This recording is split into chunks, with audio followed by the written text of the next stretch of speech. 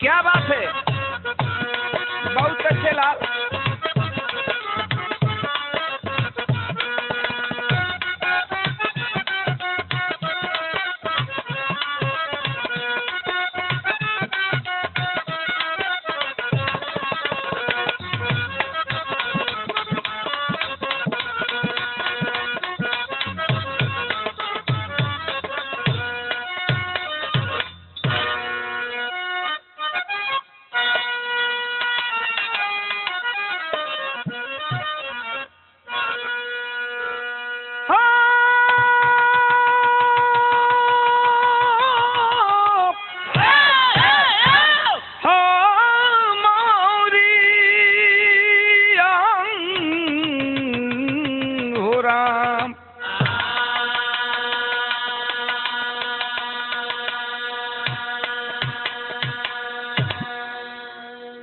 ए बाबू, एकरा पहले एक कैसेट रउआ सब के बीच में गई रहल है, जेवना कैसेट के नाम रहे आवारा बेटा। लेकिन देखें, ए ध्यान से कहानी के सुनिए, एक बाद ही हम दूसरा का कैसेट सुपर सीरीज के माध्यम से रउआ सब के बीच में ऑडियो कैसेट के रूप में भेजा तानी। ध्यान से अगर ये कहानी के सुनबा तो हमके आशा ना बल्कि विश्वास बा, ई हमके घमंड ना बा, लेकिन दावा जरूर बा। आंख से आंसू आवे न आवे, लेकिन बाबू कलेजा तो पसीजी जाएगा। देखें, ये करुण की कहानी है, लेकिन किसकी कहानी है? यहीं से कहानी की शुरुआत है। क्या कि समय के शिकंजे में फंस कर के मानो खाता है ठोकर समय की बदौलती, गैरों के गर्दिशी में जकड़े गरीबी, छलनी करे दिल न करता मरौवती, अर्थी उठने लगी आज ईमान की, जहर बन गई है जमाने की दौलती, गंगा सागर सजल नैन देखे सदा, मिलती नहीं भीख मांगे से मऊवती।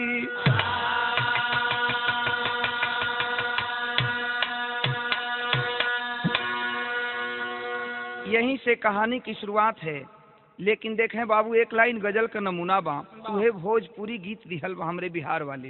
का गीत का लाइन बा मास्टर?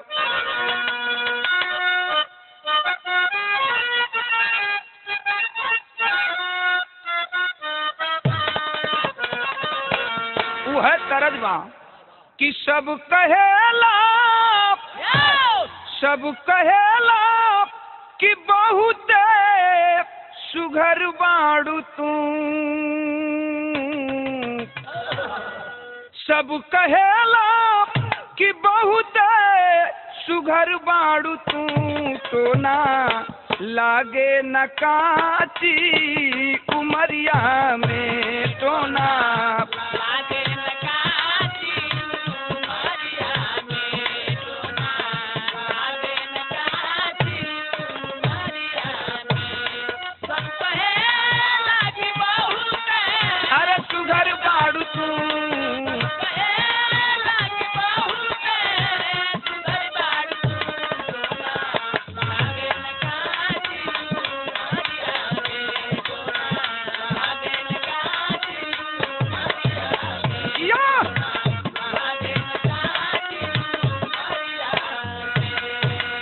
हमरे गाना का भाव कितनी सुंदर लिखल गई।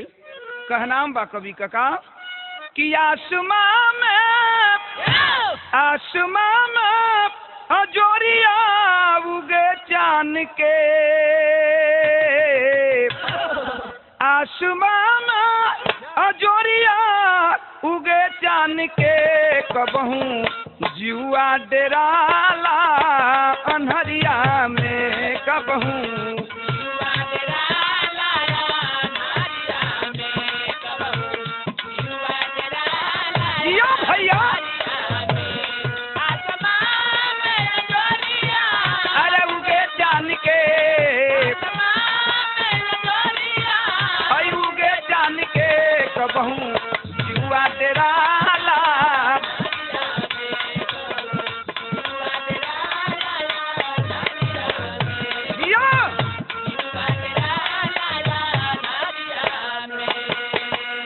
कहानी का शुरुआत बा। गौर करिहन गरीबी कैसन चीज होला बाबू। ए दुनिया में गरीब का जिंदगी का बा, गरीब आदमी कैसे जिएलन, तनी कवि जी बड़ी सुंदर बात लिखलन गीत के अंदर। नजम के लाइन में बतावल गई का,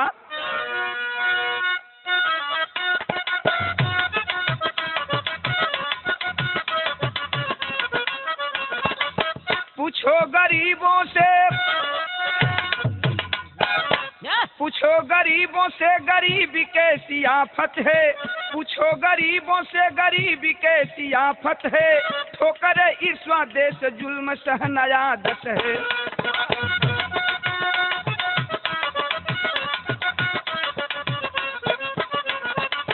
कहानी के करवा यहाँ से बात का शुरुआत हो गई।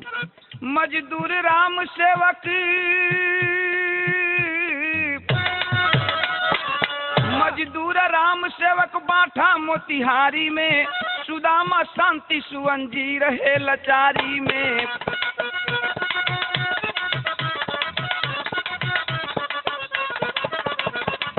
गुजारा करता था समय की बेवफाई में, गुजारा करता था समय की बेवफाई में, खर्चा बढ़ गया था पत्नी की दवाई में।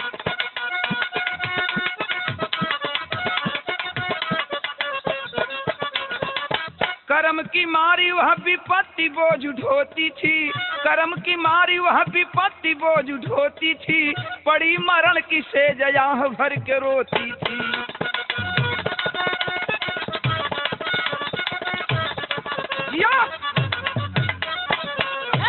ए बाबू तनी कहानी पर गौर करिहन। बाठा गांव के रहे वाला मोतिहारी जिला के अंदर, मोतिहारी जिला में एगो छोटे गांव बाठा, वही गांव का रहे वाला मजदूर राम सेवक इतना गरीब कि टाइम से और भोजन नसीब ना होत बा। मजदूरी करके परिवार का परवरिश, जिंदगी का परवरिश करत हूँ अपने परिवार का। ये देखें, पति का नाम राम सेवक, पत्नी का नाम बिमला बतावल गई, लेकिन परिवार में और के बा एक बेटा एक बेटी। बिटिया बढ़वे, जौना बिटिया का नाम शांति बतावल गई, आ बेटवा का नाम सुदामा बतावल बा। देखें बाबू, शांति बेटी की उम्र 10 बरस है की है, और बेटवा का उम्र 8 बरस का बतावल बा सुदामा का। समय धीरे धीरे बीतत बा। अचानक एक दिन भगवान कैसन प्रकोप भइल कि देखें ये राम सेवक का दुल्हन बिमला बीमार पड़ जाती है। आज जब बीमार पड़ल वे, आज धीरे धीरे राम सेवक गरीब आदमी के पास इतना पैसा नहीं खे कि अच्छा इलाज कहीं करा सकें। ये तरह मौत जो है बिमला की नजदीक आकर खड़ी हो गई। कुछ ही दिनों की बिमला मेहमान बन जाती है। आज जब बिमला मेहमान बन गई, समझ गई कि अब हम ना बचब। आज बाबू देखें अपने पति राम सेवक के बुलौलिन हम, अब बुलाए के रोक एक ठे बात कहलिन हम। का कहलिन?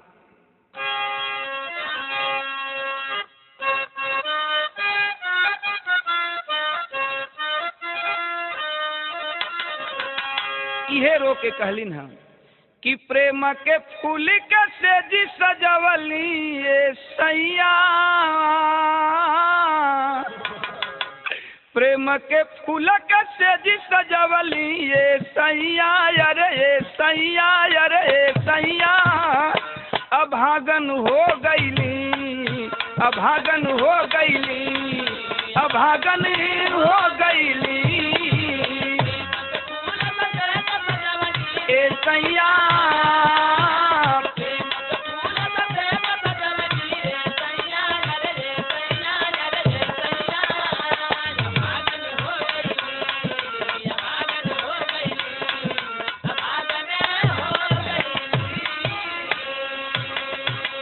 माई के मुर्तारी बिटिया शांति बैठल बे, गोड़ के लगे बेटवा सुदामा बैठल बा।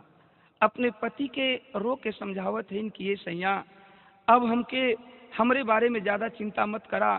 रोवत हुन राम सेवक कहलन कि देखा बिमला ऐसन मत कहा, हम गरीब आदमी जरूर बानी, कर्जा गुलाम कई के तोहार दवाई हम कराई, तू नहीं खोजेबू। लेकिन बाबू देखें बिमला दोनों लड़कन के हाथ पकड़ के लड़का लड़की के हाथ पकड़ के अपने पति राम सेवक के हाथ में रख दियलस। एगो बात कहत बे, का कहलस कि टोवे बाबू बबुअन के हाथे पंछी उड़ल चाहे माथे।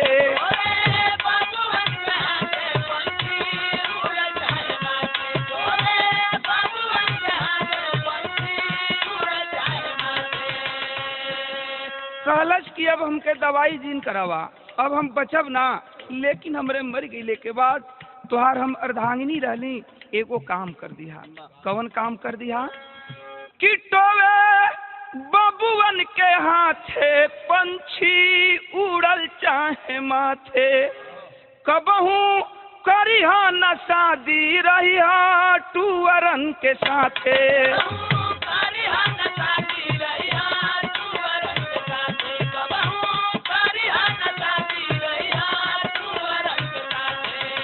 छछन छछन के दूनो रोवे धई पैया। छछन छछन के दूनो रोवे धई पैया, यार धई पैया, यार धई पैया। अभागन हो गईली,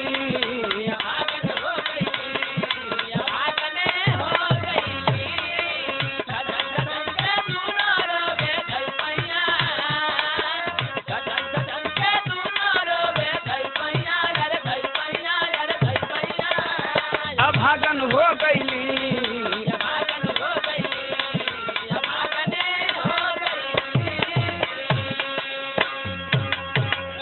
आखिर ये कई के बिमला बाबूजी मर जाती है, इस दुनिया को छोड़कर चली गई।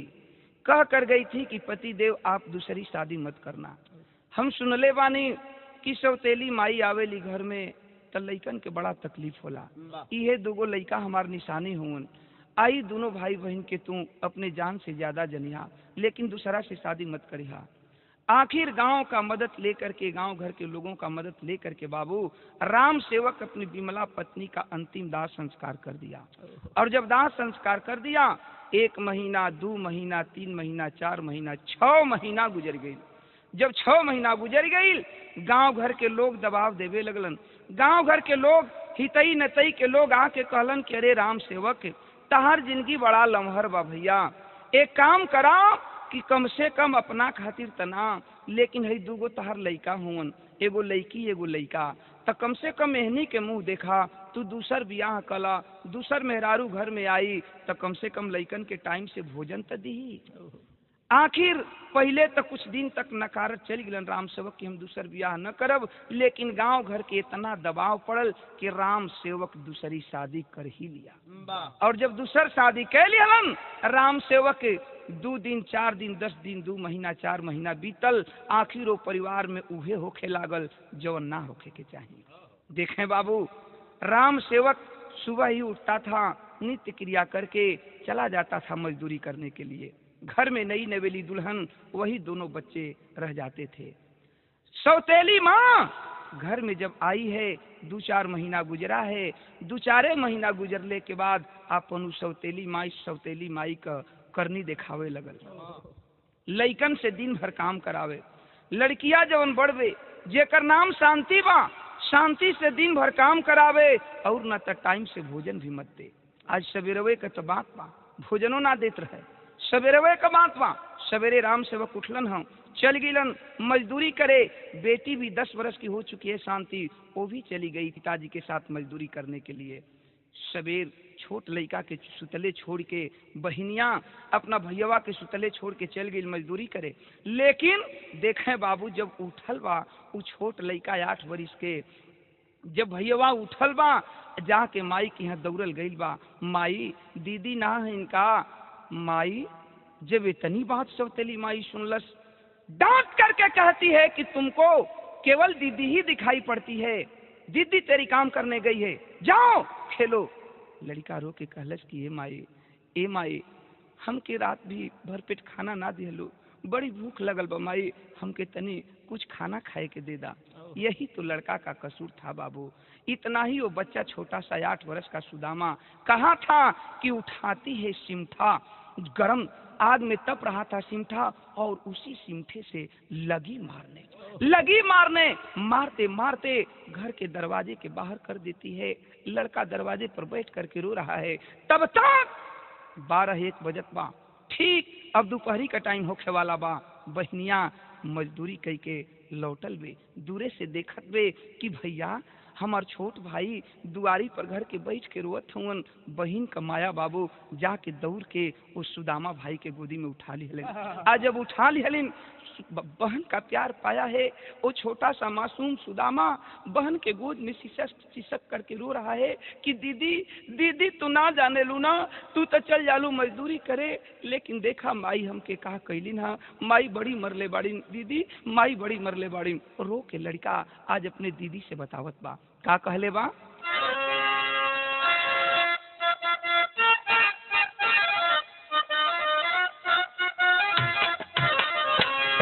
रोवत बा सुदामा। रो के ये कहलस कि दीदी हम कोनो गलती ना कैली, माई से खनवे तो मंगली। रो के कहले बा, का कहले बा कि माई आज मुअली के मार मरल बाड़ी, माई आज मुअली के मार मरल बाड़ी हो, माई आज मुअली के मार मरल बाड़ी। अरे माई आज मुअली के मार मरल बाड़ी, सिउठा से दाग पिठिया लाल कैल बाड़ी,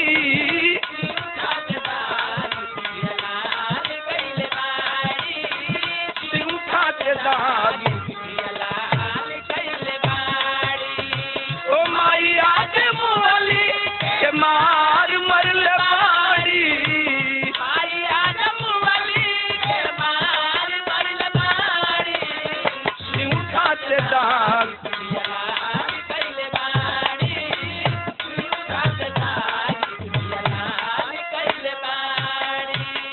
बहन का कलेजा कांप जाता है बाबू। ओ अपनी भाई को गोद में लेकर के अब माई के लगे गई वे, कहलस की कारे माई हमके मार देली, हम कुछ ना बोलीला, लेकिन ई त लइका न बा, खनवे तो मंगले रहल, यह तो बहनिया गलती कह दिहलस। इतने कहलस कि आज मैं भा महतारी कैलस का बाबू कि मैं भा महतारी निधई के झोटा घसीटे,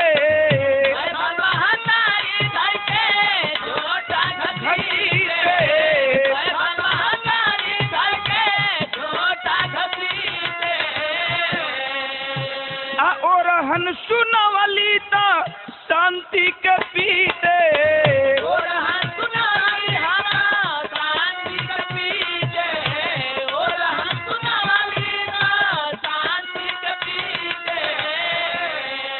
अरे बाबूजी के मतिया खराब कैल बाड़ी, बाबूजी के मतिया खराब कैल बाड़ी, बाबूजी के मतिया बाबूजी के मतिया खराब कैल बाड़ी, सिउठा से दाग पिठिया लाल कैल बाड़ी,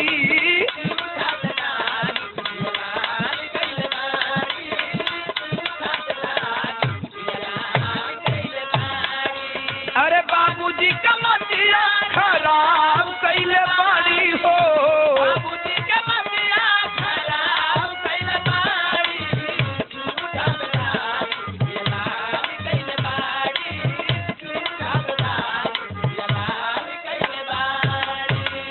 इतने बहनिया गलती कैलस। यही तो गलती था कि केवल यही कही थी कि माई इतना लइका न बा, हम के मार देलू, कुछ ना बोलीला। इतना ही गलती थी वो बहन कि वो पापिन सौतेली माँ उस लड़की की अपने चंगुल में बाल को पकड़ लेती है, लात से मारते मारते घसीटते हुए घर के बाहर कर देती है। खैर बहनिया तय बाबू समझ बूझ के रह गई, लेकिन देखें अब साँझ भइल बा।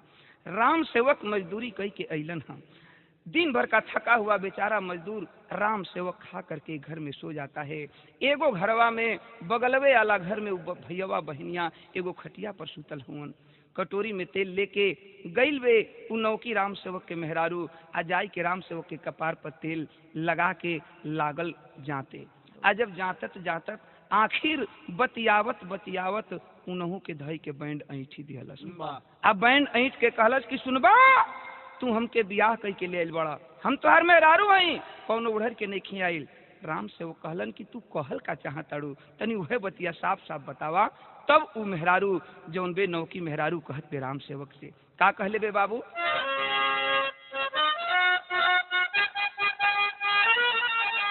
इहे कहत बे कि सौतेला कमाई खाई है हमारा सुगानावा के, सौतेला कमाई खाई है हमारे सुगानावा के, सौतेला कमाई खाई है हमारे सुगानावा के, सौतेला कमाई खाई है हमारा सुगानावा के, दिहल जाई जानवा के मार जी। हाटे करे जा जब सुनली बहिनिया हो खल चाहे ले के फरार जी। माई बाबू घरवा में बतियावत हवन, बगलवे वाला घरवा में बहनिया भैया के लेके सुतल बे। ए बाबू, लड़का का स्वभाव 8 बरिस का लड़का सूत गइल बा दीदी के गोद में, लेकिन वो बहन शांति का नींद ना आवत बाटे। सोचत बे, जब माई का फुसफुसाहट सुन ले बे, आ दौड़ के आके बाबू के घरवा के केवाड़ी के पल्ला तर खड़ा होके सुने लगल। जब माई इतनी बात कहलास कि ई लइका जौन बा लइकिया त सियान हो जाई त कहीं बियाह कर दिहल जाई चल जाई, लेकिन लइकवा हमार गोद से हमरे पेट से जौन लइका जन्मी ओकरी आधा का हिस्सेदार हो जाई, एकर जान मार द। अब आँख हो जाती है वो शांति बहन बाबू, और दौड़ करके आकर भाई को सीने से लगा लेती है, रोने लगती है। रो के ये सोचत में कि माई मरे के बेरी कह गई कि ये बेटी हम ते दुनिया के छोड़ के जात बानी, लेकिन हमरा मर गई के बाद ए लड़का खाती तू ही माई बाड़ू और तू ही बहन बाड़ू। आज वो लड़की सोचत पे कि हमें भैया के कैसे बचाई। सोच गई कि हम ऐसने काम काहे ना कर दी कि बांस रही न बंसुरी बाजी। ए बाबू, धीरे धीरे भोर का टाइम भइल बा। जब भोर का टाइम भइल बा, भोरहरी में वो लड़की शांति भैया के गोदी में लेके घर छोड़ के निकल गई। घर छोड़ के निकल गई। आज जब घर छोड़ के निकलल, संजोग देखें कि भोरहरिया का टाइम बा, जेव गौवा से बहरे लइकिया अपने भैया के लेके जात बे, तब तक राम सेवक मैदान होके निपटान कई के ओर से लौट के घर आवत रहलन। दिखलन है कि अरे ई शांति असुदामा के लेके इतना भोरहरिया में कहाँ जात बे। आके रास्ता रोक लियलन, डांट के कहलन कि रे शांति कहाँ जा रही हो। हाथ जोड़ के वो लड़की रोत बे कि बाबू हमार रास्ता मत रोका, छोड़ दा बाबू छोड़ दा। रोत बे लड़की, आइए कहत बे का कहले बे,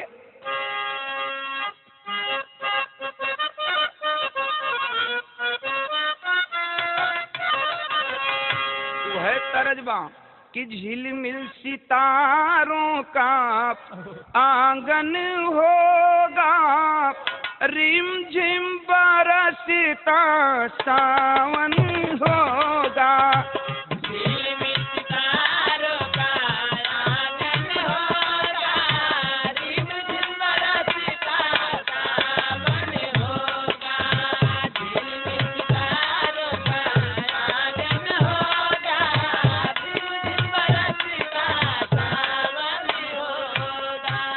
आज वो लड़की शांति अपने बाबू का पैर पकड़ के रोवत में कहलस कि बाबू रास्ता छोड़ दा, लेकिन रो के कहले बे का कहले बे कि पौआ पकड़ के रोवे, पौआ पकड़ के रोवे बिटिया बिचारी, पौआ पकड़ के रोवे बिटिया बिचारी, पैबा खजाना कौन बबुआ के मारी।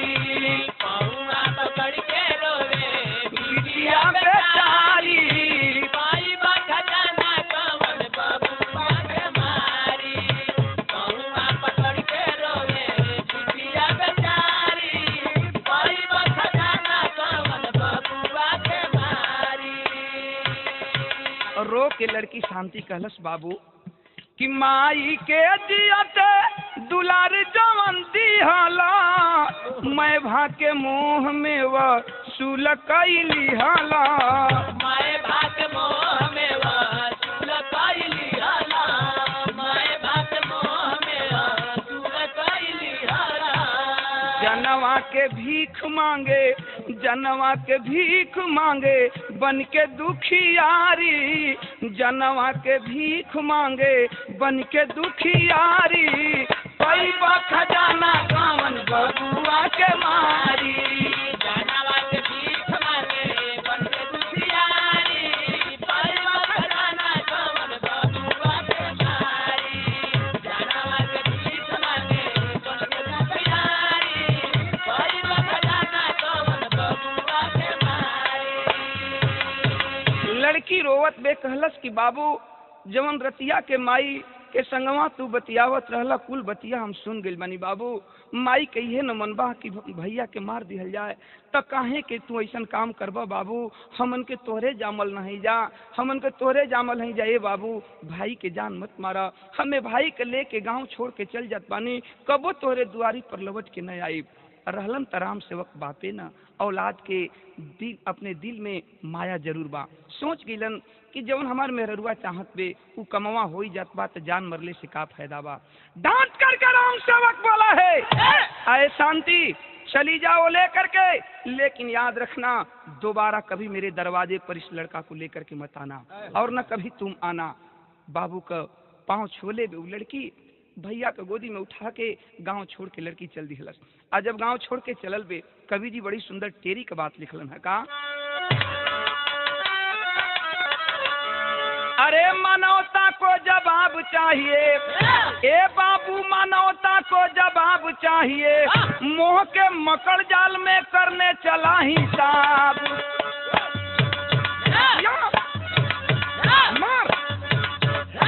देखा लड़की लेके जात बे, लेकिन लड़की जब गांव के बहरे गई बे जंगली रास्ता बा, वही जंगल के रास्ता पकड़ के लड़की अपने छोट भाई 8 वर्ष के सुदामा के लेके जा रहल बे।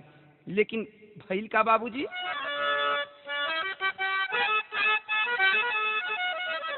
कि अखिया से लोरा ढारे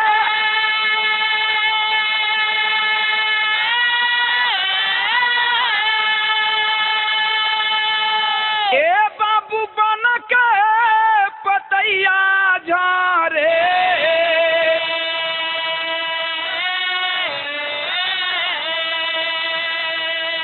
अब थाकी गईली गोदी में उठाई ले तू बहिनी।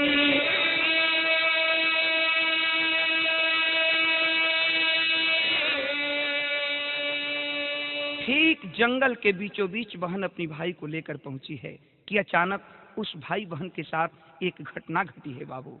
वो कौन घटना बा कि बना घोना घोर आइल, बना घन घोर आइल, गोड़ा भहराई गइल, तनिकी सपनिया पियाई दे तू बहिनी।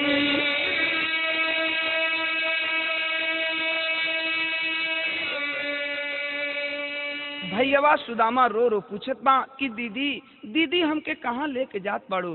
बाहरे बहन भाई के समझावत बे कि भैया रो मत, चला अभी हमनी के घर पर आया हो गई हमनी खातिर, चला मामा के यहाँ रहल जाई। लेके जात बे, लेकिन बाबू देखें जेठ का दोपहरिया बा, 12 बजे वाला बा। भाई के मुंह सुखत बा, रो के भैया एक जगह बैठ गई एक पेड़ के नीचे। आ कहलस कि दीदी अब हमसे चल ना जाई। कबो तुलबुल तुलबुल छोट लड़का भुइया चलत बा तो कबो दीदी के गोद में उठ जात बा। देखें रोवत बा, कहलस कि दीदी हमके पानी पिया दे न तो अब जान चल जाई।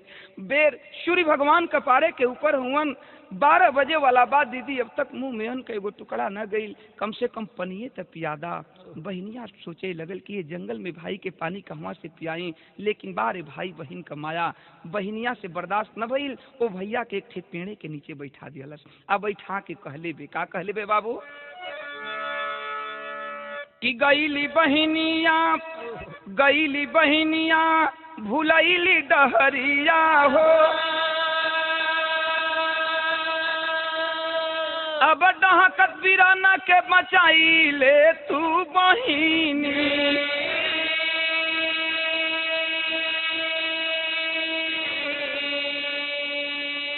दोनों पेड़ के नीचे उ लड़का के बैठा के बहनिया कहलस कि ये भैया तू हमें बैठा, कहीं जइहा मत, हम जंगल के बहरे जात पानी गांव बा, ओ गांव में से तो के पानी ले आवत पानी पी के तब हमन के यहाँ से चलल जाई। बहनिया वही पेड़ के नीचे छोट भाई के बैठा के आ चल गई गांव में जंगल के बहरे जौन गांव बा ओ गांव में से पानी ले आवे। बाहरे भगवान पानी लेके वो लड़की शांति चलल बे गांव में से कि दोनों बिछड़ी गई ले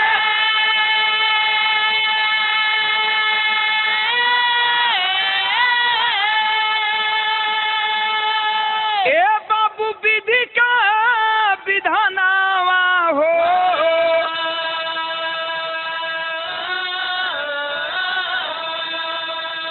अब हैया से तनी की भेटाई जई तू बहिनी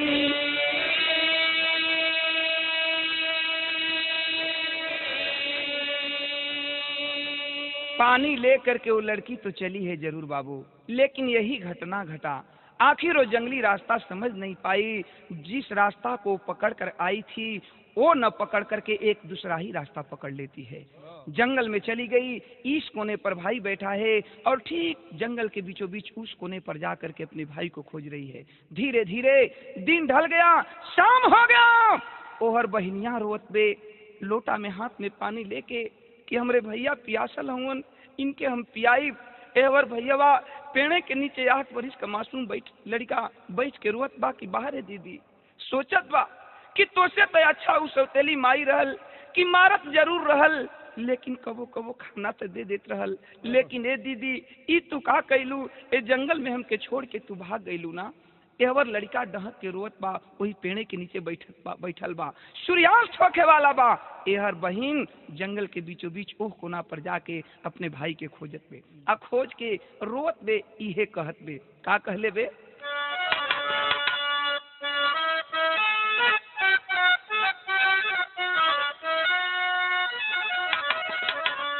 यही रो करके बहन कहती है कि तोहे ढूंढी कहाँ भैया, तोहे ढूंढी कहाँ भैया, पतवार बिना डूबे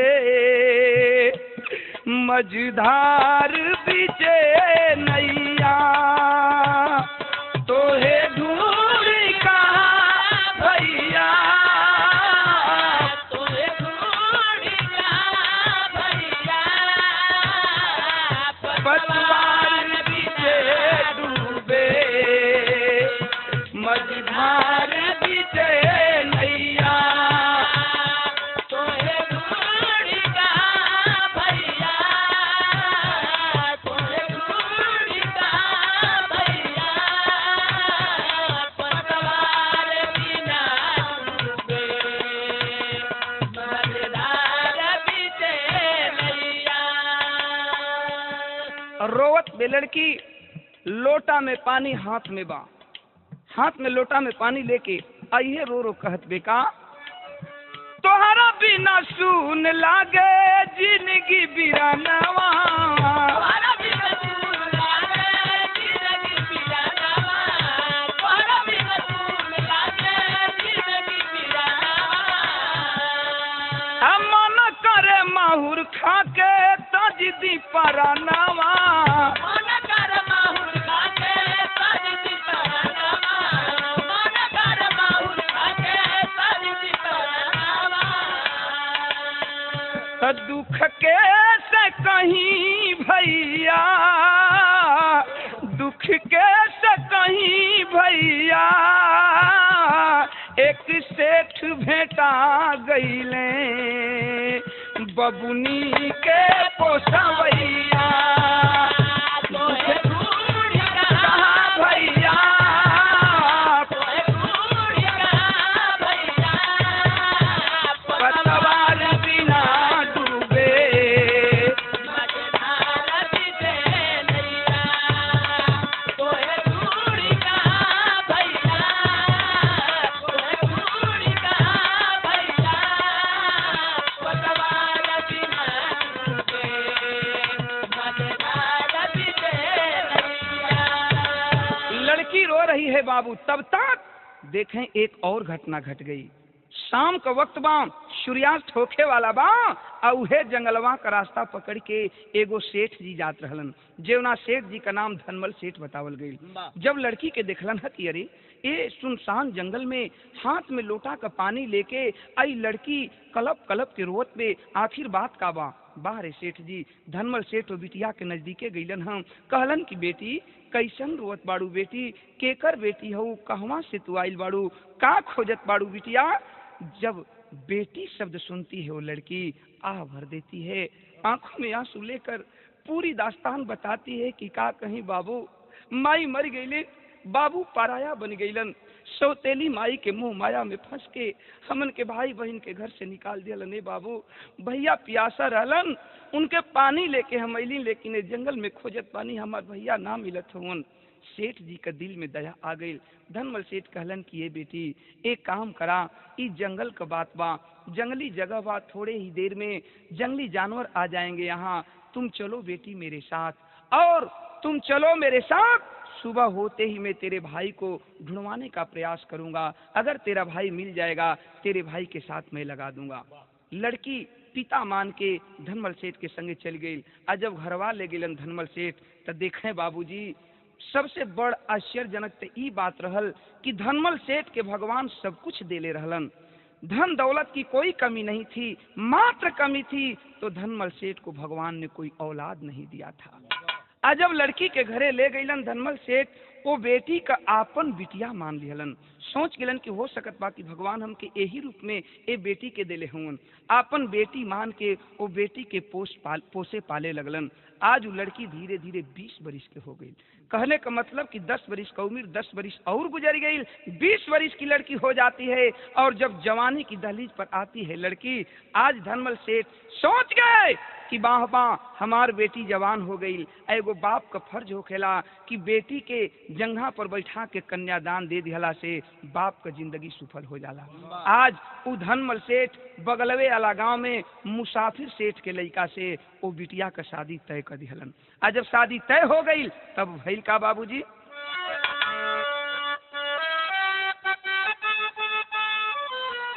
कहल गई कि बीतल कुछ सालों से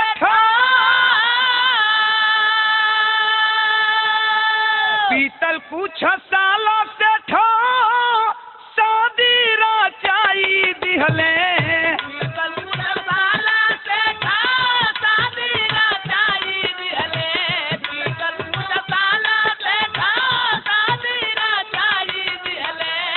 आई गईली पिया के भावनावा बहिनिया हो, आई गईली पिया के भावनावा बहिनिया हो, आई गईली पिया के भावनावा बहिनिया हो, आई गईली पिया के भावनावा बहिनिया हो, आई गईली पिया के भावनावा बहिनिया हो, आई गईली पिया के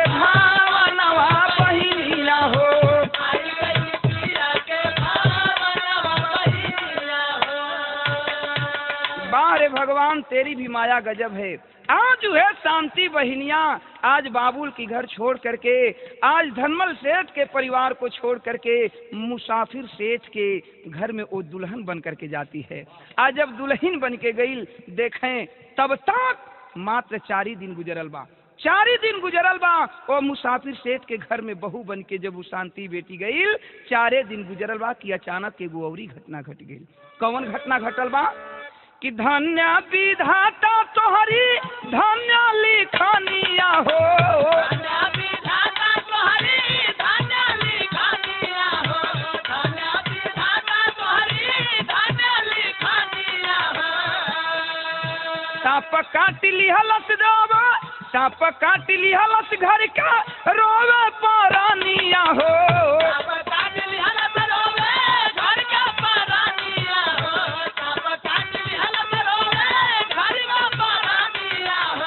छोड़ी दिहलिया लहर पारा नवा बहिनिया हो, छोड़ी दिहलिया लहर पारा नवा बहिनिया हो, छोड़ी दिहलिया लहर पारा नवा बहिनिया हो, छोड़ी दिहलिया लहर पारा नवा बहिनिया हो, छोड़ी दिहलिया लहर पारा नवा बहिनिया हो।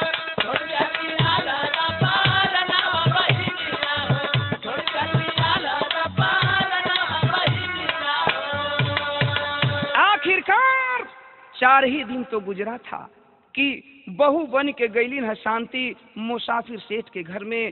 अचानक आज रक्षाबंधन का दिन बा, सवेरे से बहनियां रोत बे कि आज भैया अगर हमार रहतन, आज सुदामा भाई रहतन तो उनके हाथ में उनके कलाई में हम राखी बदती। ए बाबू, वही घरवा में एगो भूसा वाला घर बा, वही भूसा वाला घर में बहनियां कोनो काम से गई कि अचानक उसी भूसे वाला घर में सर्प बैठा था, डंक को मार देता है। थोड़े ही देर में शांति बेहोश हो जाती है। गांव में हलचल मच गया कि मुसाफिर सेठ के बहू 4 दिन अइले भइल रहल कि आज सांप काट दिहलस। आस पड़ोस के लोग आए, दावा दारू झाड़ फूंक उपचार बहुत शुरू हुआ बाबू, लेकिन उस लड़की को कोई बचा नहीं पाया। आज जब लड़की के ना केहू बचावल, गांव घर लोगन के भीड़ लागल बा मुसाफिर सेठ के दरवाजा पर। सब लोग ये कहत बा कि भैया जवन होके के तवन तो हो गई, अब एक काम करा लो कि केरा ले आवा लोग, केरा के पेड़ पर ये लड़की के लाश के दफना दिहल जाए। मुसाफिर सेठ के बहू के लाश केरा के पेड़ पर दफना दिहल जाए। देखें बाबूजी, केरा काट के आइल बा, ओ केरा के पेड़ पर ओ शांति बहिन के लाश रखल गइल बा, मुंह से गाज निकलत बाटे। अब अंतिम क्रिया करे के तैयारी में लोग हुवन। तब तक एगो और घटना घट गई। कौन घटना घटल बा बाबू?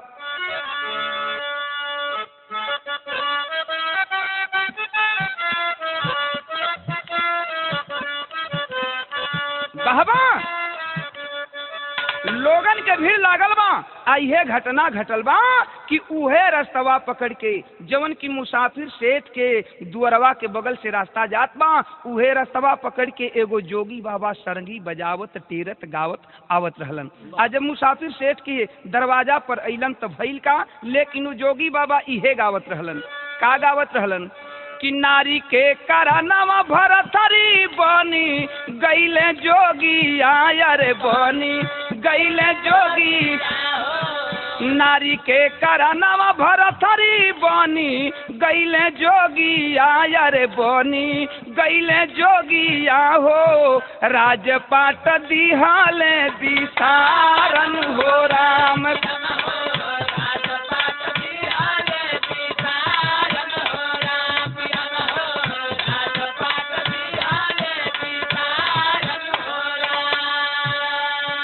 ए बाबू, दरवाजा पर देखलन जोगी बाबा, मुसाफिर सेठ के बड़ा भीड़ लगल बा।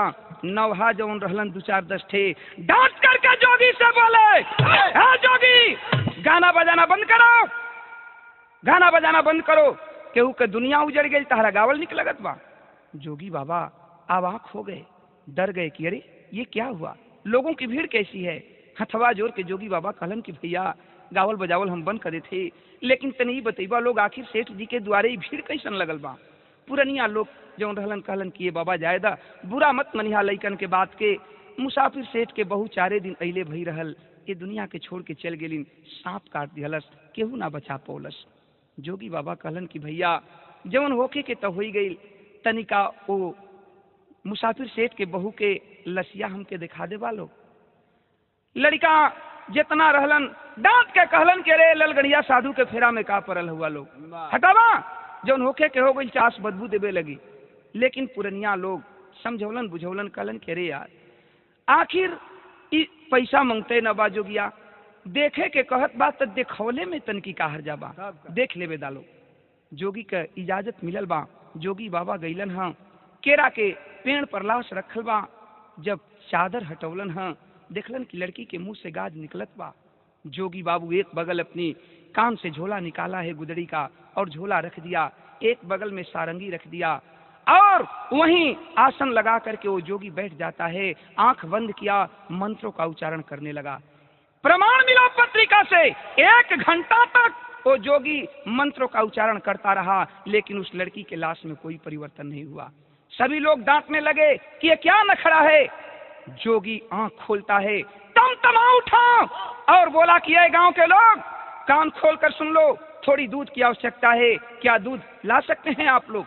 गांव का बात बा, देखते देखत एक आध नाद दूध तैयार हो गई बाबू, आ गई बाटे, नाद में दूध रखल बाटे। आज जब नादी में दूध रखल गई अचानक वो जोगी अपनी झोली में हाथ को लगाया है, कुछ निकाला है, आंख बंद किया, हाथ को ऊपर उठाया और मुट्ठी बांध करके छोड़ दिया। मुट्ठी खोल दिया, उसकी मुट्ठी से कुछ निकली है और थोड़े ही देर में देखते देखते लोगों की भीड़ लगी थी। वो जो सर्प डंक मारा था वो सर्प फुफकारता हुआ आ करके झोली में उस जोगी के प्रवेश कर गया। फिर झोली से निकला है, चला गया उस लड़की के लाश के पास शांति के और जा करके डंक मारा है। डंक मार करके फिर दूध में जाता है, दूध से फिर जाता है, डंक मारता है, कुछ खींचता है, फिर दूध में जाता है। 2-3 बार इस तरह क्रिया किया और फिर सर्प निकला और वहां से चला जाता है।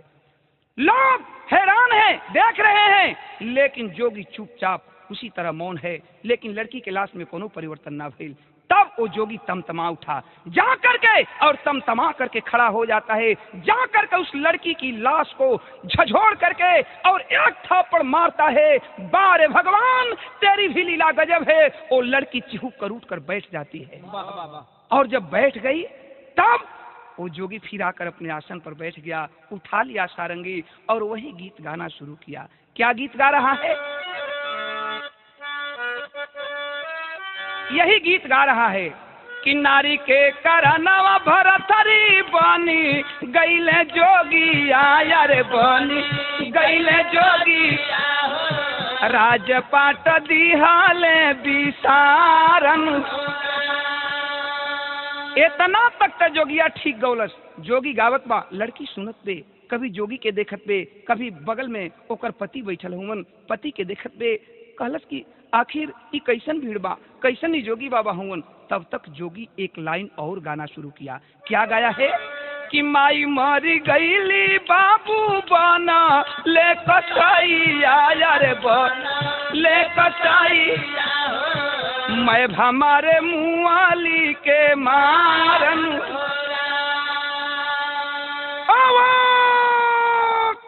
अवाक हो जाती है लड़की, दौड़ करके जोगी के नजदीक आती है, कहती है कि बाबा बाबा बाबा क्या तू गा रहे हो बाबा, ये कैसी गीत है? जोगी शक पका जाता है, डर जाता है कि कहीं लोग मुझे मारने न लगे और यही डर करके कहता है कि बहन मैं तो अपनी बीती हुई बात गा रहा था। तब वो लड़की कहती है कि बाबा ये कैसी बात है, माई मरी गईली, ये का बात बा?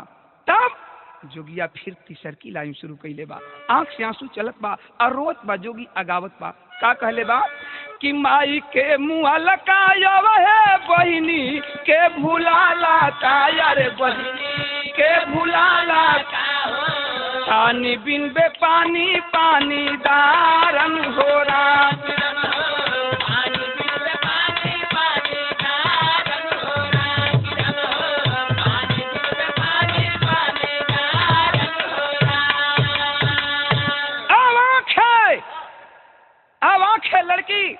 लड़किया के आंख से आंसू चले लगल, हथवा जोड़ के और रोए लगल।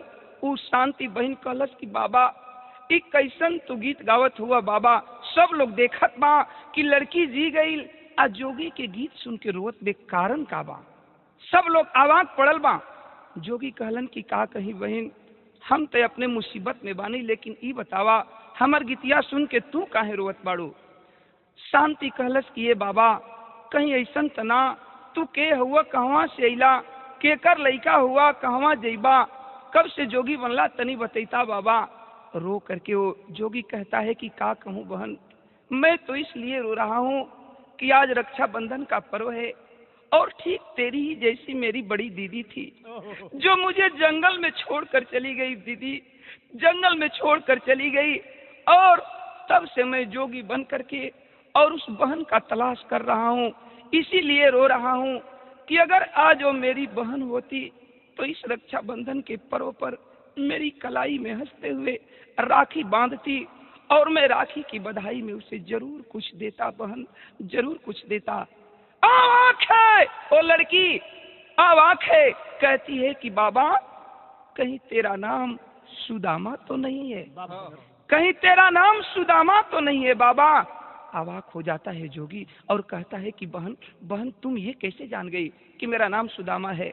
रोने लगती है, रो रो करके कहती है कि बस भैया बस, अरे जिस बहन की तू आज 10 बरस से तलाश कर रहा है वो कोई और नहीं है बल्कि वो तेरी बहन मैं ही हूँ भैया, मैं ही हूँ। ओ तेरी बहन मैं ही हूँ, मेरा नाम शांति है, वही मैं तेरी शांति हूँ भैया, वही मैं तेरी शांति हूँ। दोनों भाई बहन सीना से सीना मिला करके रो रहे हैं। अचानक वो बोल पड़ा जोगी की, अरे पगली दीदी, तू आज रक्षाबंधन का पर्व है, क्या मेरी कलाई में राखी नहीं बांधेगी? तब तक वो लड़की कहती है कि सब कुछ ठीक है भैया, लेकिन ये बता कि तू जोगी कैसे बना, तू जोगी कैसे बना? कहने लगा वही लड़का, बताया कि देख, जब तू पानी लेने के लिए गई दीदी और नहीं आई तो मैं पेड़ के नीचे बैठकर रो रहा था, तब तक अचानक एक जोगी बाबा गए, वही रास्ता पकड़कर मुझे रोते हुए देखे, उठा लिए, पूरी बात मैंने बताया। जोगी बाबा कहने लगे कि चलो बेटा, मैं तो जोगी फकीर का आदमी हूँ, तुम मेरे साथ जोग रमाओ और हो सकता है किसी दिन किसी मोड़ पर तेरी बहन मिल जाए। तभी से मैं जोगी बन गया और तुझे ढूंढता रहा। जाती है बहन दौड़ करके, जा करके और रक्षाबंधन लाती है बाबू, आरती की थाल सजाती है, भैया के कलाई में राखी बांधती है। आज जब रखिया बंधलिन कहलिन कि भैया राखी के बधाई में हमें कुछ ना देबा। भाई जोगी रोने लगा। सुदामा कहता है कि रे पगली, इस जोगी के पास और है ही क्या, मैं तुम्हें क्या दे सकता हूँ, केवल प्यार के अलावा और मेरे पास कुछ नहीं है। कहती है कि नहीं भैया नहीं, हमें राखी के बधाई में यही चाहिए कि आज से तू वादा कर, ये झोली और ये सारंगी फेंक दे भैया, और आज से तुम इसी घर में मेरे साथ रहेगा भैया। हंसता है और कहता है जोगी की, अरे पगली, तुमसे तो मुलाकात हो ही गया, लेकिन एक बात सुन, जरा पिताजी के बारे में भी पता लगाना है जो हम लोगों को जन्म दिए हैं, आखिर पिताजी कैसे हैं। देखें बाबू, कहानी आगे बढ़ी है। हुआ क्या,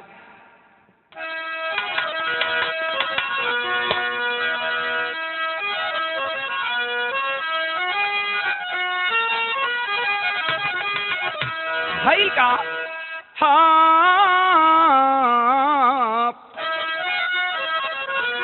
नदिया के धारना नदिया के धारना अरार से रोकाला बाबू, अरे नहीं रोकाइल भैया बहिनी की प्यार,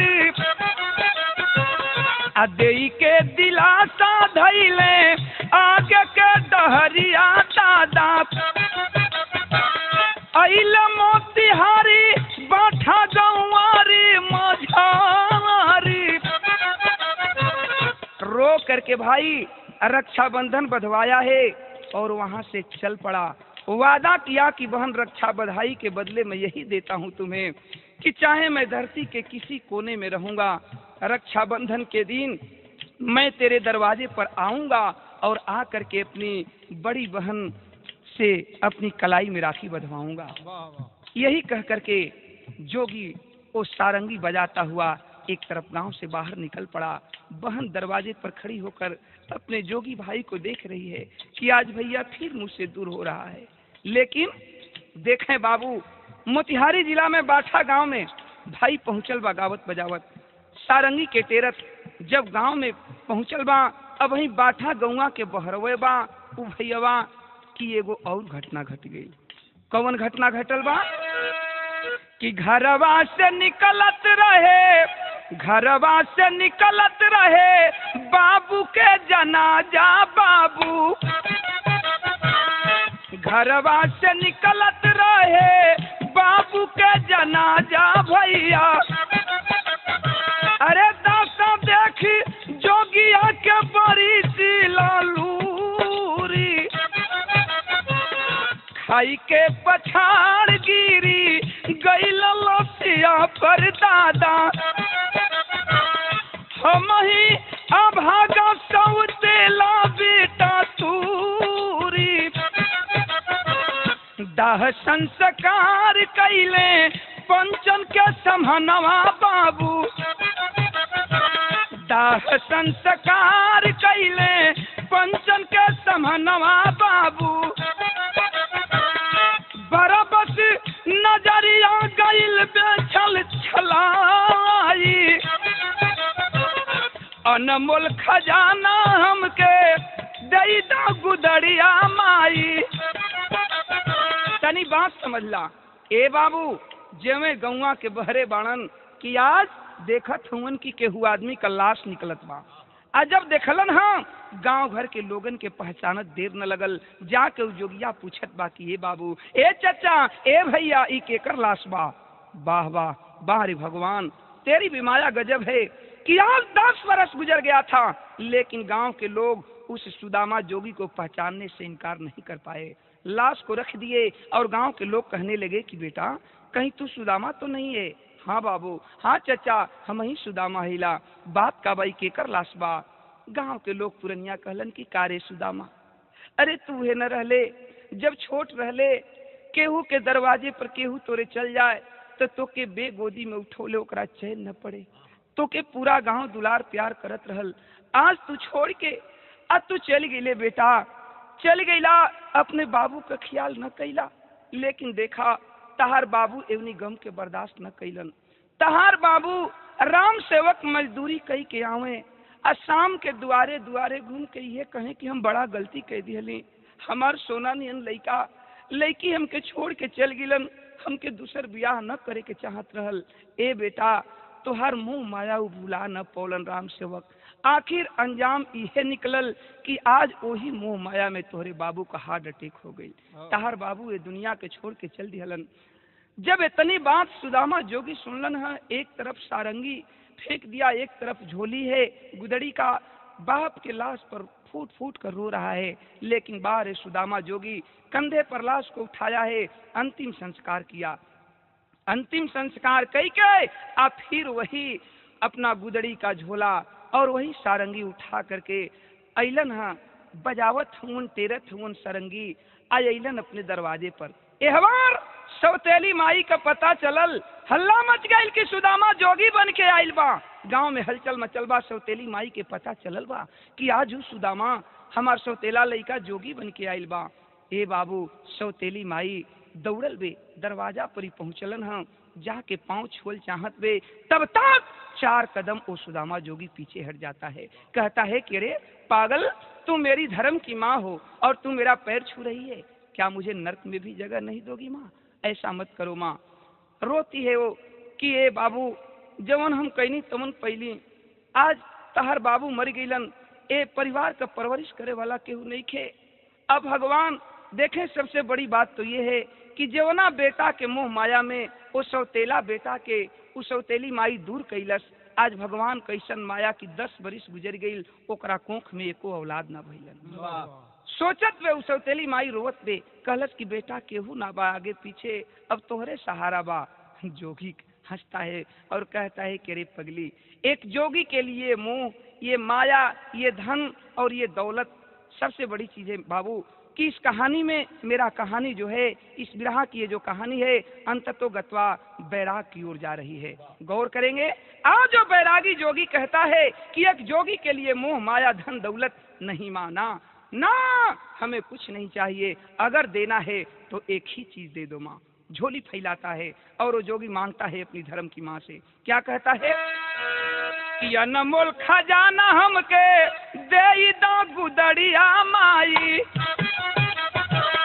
अनमोल खजाना हमके दे दो गुदड़िया माई, अरे मैं भा चरनिया में गिर भराई। आखिरकार जोगी बोल पड़ा कि एक जोगी का सबसे बड़ा फर्ज होता है, एक जोगी के लिए सबसे बड़ा चीज होता है माँ, कि अंततो गत्वा वो जोगी अपनी माँ से जा करके, अपनी माँ से जा करके अंततो गत्वा फटी हुई गुदड़ी भिक्षा के रूप में ले ले।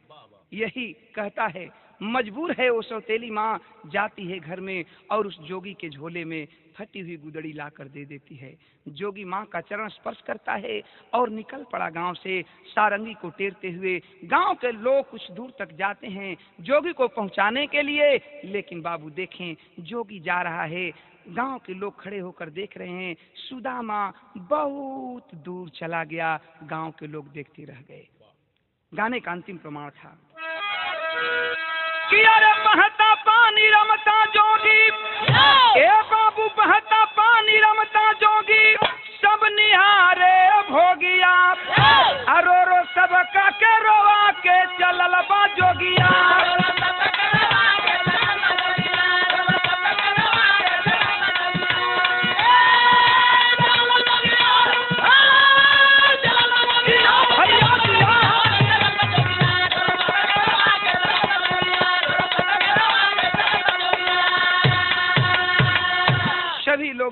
रह गए। वो सुदामा जोगी सारंगी को टेरता हुआ बहुत दूर जा चुका था। गाने का अंतिम प्रमाण था।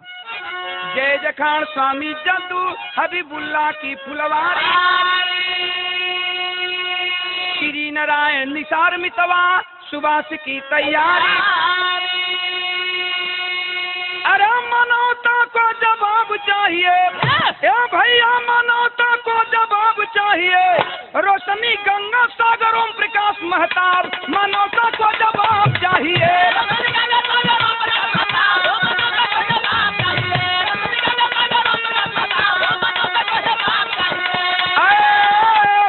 भैया धनी धनी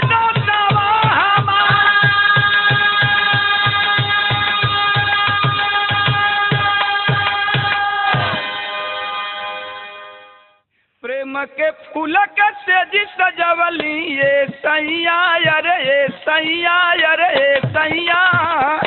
अभागन हो गईली, अभागन हो गईली, अभागन हो गईली ए सैया।